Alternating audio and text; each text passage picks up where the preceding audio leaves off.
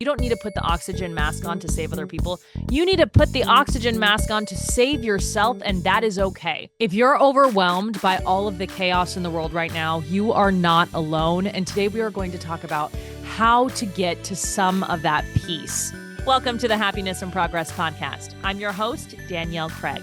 I'm an Emmy Award-winning journalist, international speaker, mom, wife, and you know what I like to say, just a person looking for more joy in the everyday.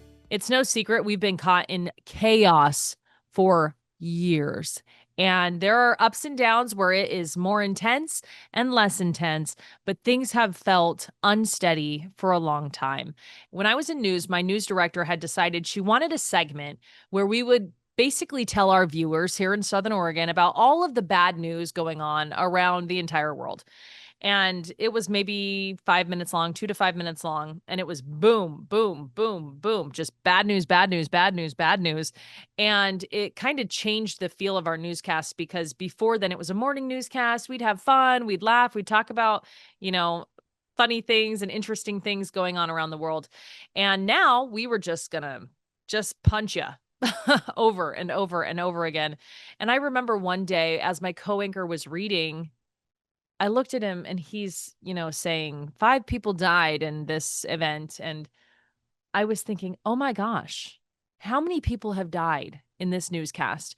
And did we pay them the respect and the moment of mourning that we needed to? And is this just a barrage to our viewers that isn't really changing or really isn't what they need to know about? You know, there are some national and worldwide pieces of information that I think we all should have. And we live in a time where that can be a really great benefit because how do we affect change is by knowing what's going on.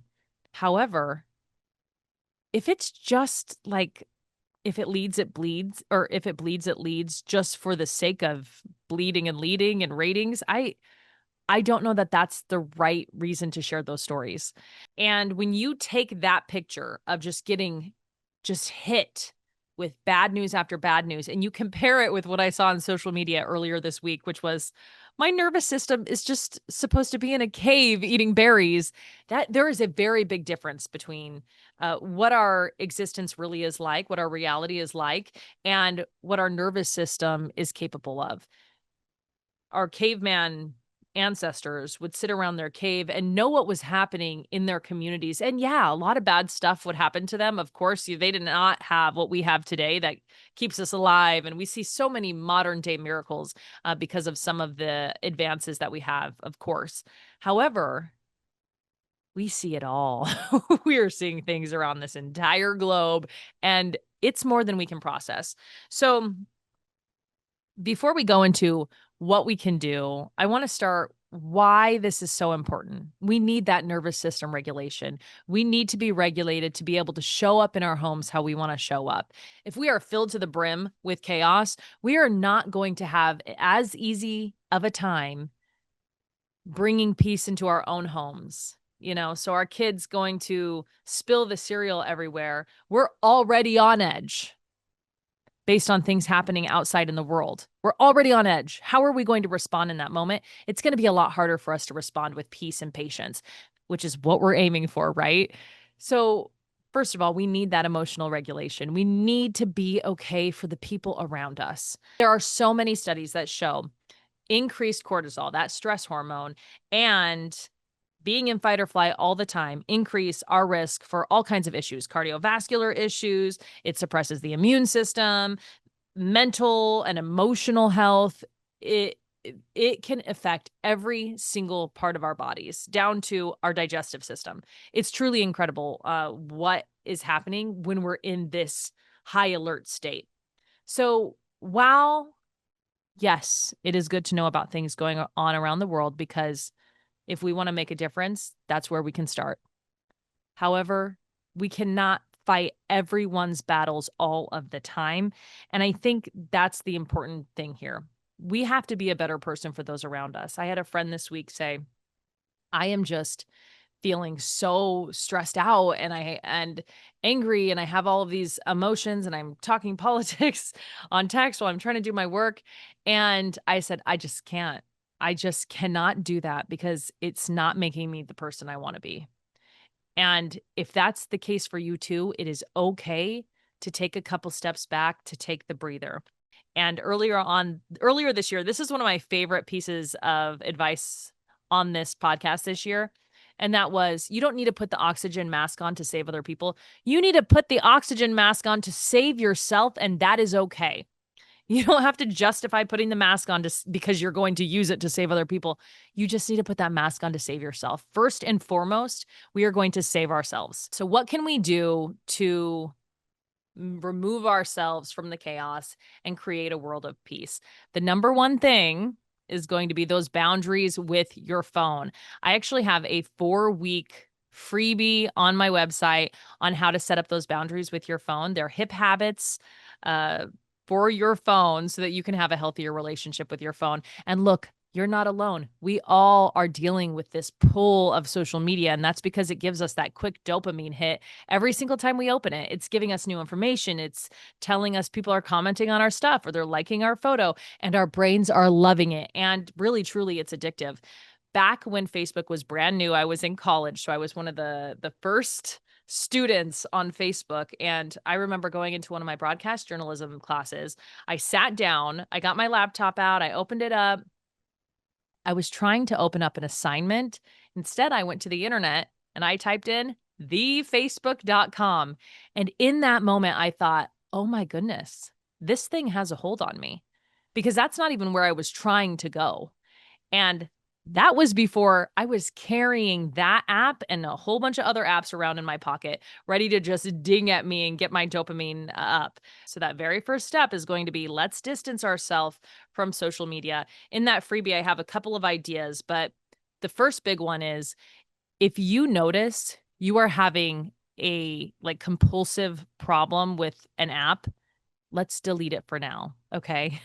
I know. But let's start with maybe a week. Stepping away from it for a full week allows you to get your brain back in the real world. Then when you bring that app back in, you can be very specific about what time you're going to get on the app and set up times for when you want to be on the app, and that will help a lot. I did this with Marco Polo. I also did this with Crumble Cookies, which of course isn't an app, but by getting the cookies away from me for a minute, I was able to, well, I haven't yet. I'll bring them back in.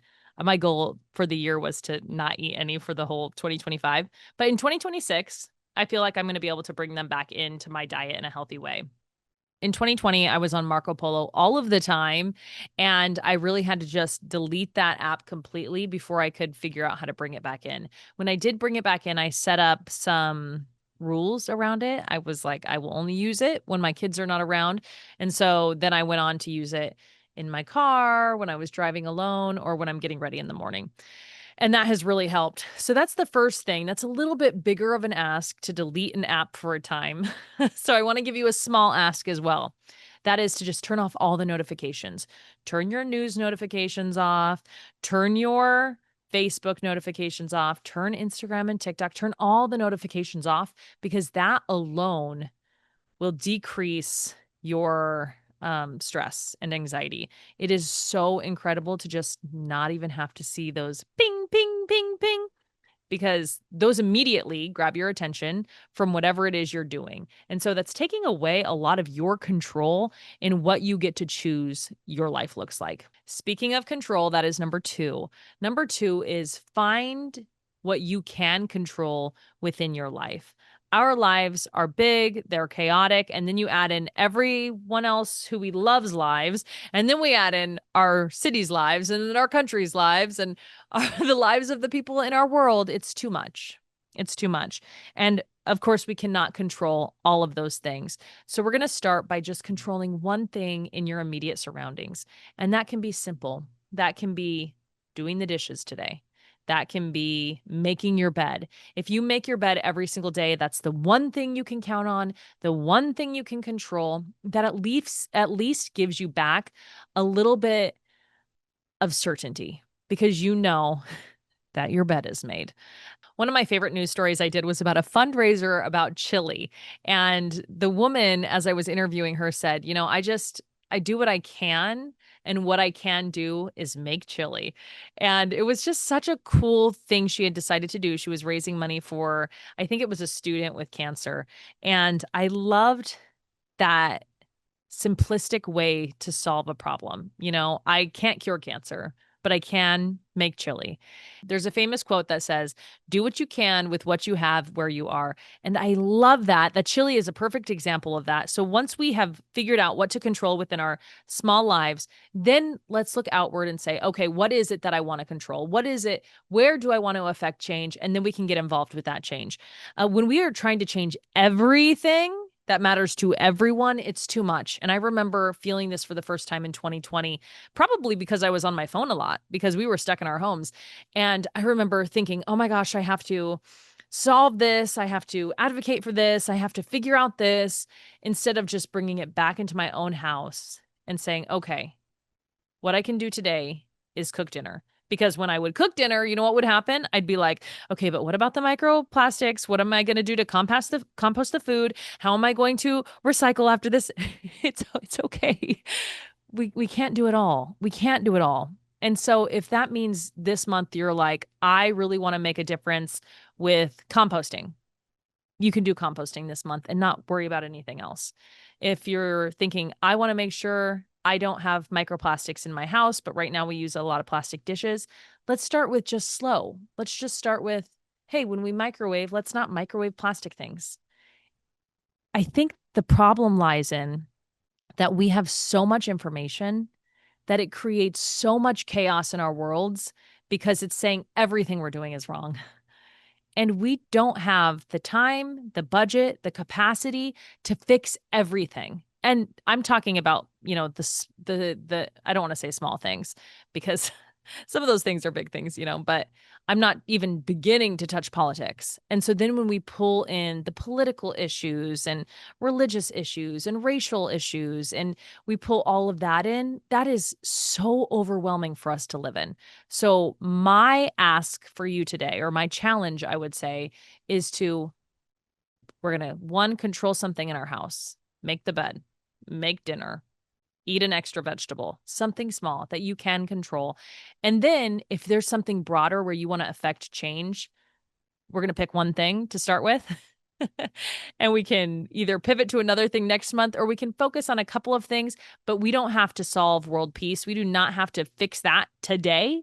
We can fix the one thing within our environment, within our surrounding. Start with your family, start with your close group of friends. You know, we have a lot of friends these days on Facebook. Every single person I know, I have known since 2004 is my Facebook friend. I I don't think it's a good idea for me to try to affect change by debating all of those people online. I can share my beliefs if I want, but I don't need to try to debate people online because that's not where minds are changed and hearts are opened. If you want to change minds, you want to open hearts, that's going to have to be one-on-one conversations, and it's going to have to be slowly, and it can't be you trying to solve world peace in one day. And ultimately, when we are trying to change and fix everything, that brings too much chaos, and we cannot feel peace in that. So now we have three things. First, we're going to set boundaries with our social media accounts. Second, we are going to focus on our immediate surroundings. And third, we are going to control what is within our control. And finally, we need to release what we cannot control. We can't control everything, and that sucks. I wish that we could. I'm a control freak. I love control. But we can't control everything. And so this is the space where we have to say, I release this. I can't solve this problem today. And when we do that, and when we do that as a practice, and we continue to be intentional about where we put our attention and where we put our effort, we can start to feel a little more peace inside. When we recognize that we don't have control of something, yes, that can lead to chaos. But if we say, I release this, instead of I don't have control and I want control, if we can say, I release this, that will help us to get to that peace, recognizing what it is that we cannot actually control. When we release that control, it also allows us to put that focus on what it is we can control, where it is that we can affect change. And so often I think we want to affect change in that bigger audience. We want to go onto Facebook with all those friends we have since 2004 and we want to change all their minds. But the most important thing we can do is within our inner circle, whether that's with your partner or your kids or your best friend or the people you work with. That's where we can affect change. That's where we make a difference, not so much in the shouting at one another on social media. So, with that, I hope that this week you can just experience more peace by walking away from everything that's so loud, the social media, that's your number one, controlling what you can, focusing on your immediate surroundings, and then releasing what you can't control. And with that, I want to thank you for being here on Happiness and Progress. Please do not forget to click that subscribe button. And if you have not yet left a rating on the podcast app, make sure to leave a rating, especially if you're listening on Spotify.